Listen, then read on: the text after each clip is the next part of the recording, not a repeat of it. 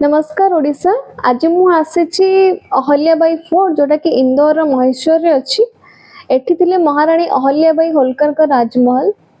जितेबले मो फोर्ट भीतर को प्रवेश करली मन हैला जे मो समय को पछ को रही जाइछि काहेकि ना ए सब जिंस मो टीवी रे देखिथिली।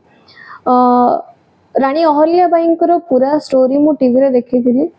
तो मते लागुतला मो सब से टीवी रे ही पूरा देखुछ और टीवी रे देखुथवा जिंस जबे तुम सामने रे देखो ना गोटे अलगा फीलिंग्स है। तो अहल्याबाई कहा जाए जे अहल्याबाई होलकर 18 शताब्दी रे एठिरो इंदौर पूरा मालवा राज्य चलाउथिले। से जने बहुत महियसी महिला थिले माने दयालु बहुत बड़े भल नारी थिले। फोर्ट भीतर तांकर राजगादी दुर्बर हल छोट मंदिर मध्य अछि और सब बहुत सुंदर सुंदर अछि। फोर्ट रो नर्मदा नदी दृश्य माने बहुत बढ़िया से देखा जाए। बहुत सुंदर लगे नर्मदा नदी देखिबा को एठी।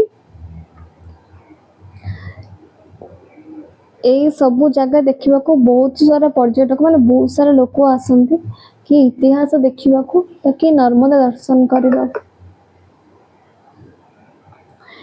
फोर्ट भीतर छोट म्यूजियम मध्य अछि जोहटी अहल्याबाईंकर जीवन और तांकर उपलब्धि और राज्य कारण से केमिति राज्य चलाउथिले को मसिया चलाउथिले से सब एही भीतर गोटे म्यूजियम अछि। सब गुडा को लेखा होईछि। यदि आपण इतिहास और सुंदरता को भल पाती ताहले अहल्याबाई फोर्ट को थरे आसिबे जेबे इंदौर विजिट करिवे। अब इंदौर रो खाइबा भी बहुत बढ़िया तार भी मु गोटे ब्लॉग आनिबी मु जा इंदौर कोन कोन खाइथिली। एठी आसिले आपण बुझी पारिबे जे एक गोटे महिला केते शक्ति और संस्कृति रे भरिपूर्ण थिले। एई थिला मोर छोट यात्रा अहल्याबाई फोर्ट रो। मु आगामी बहुत वीडियो आनिबी इंदौर यात्रा रो। रहिली नमस्कार जय जगन्नाथ।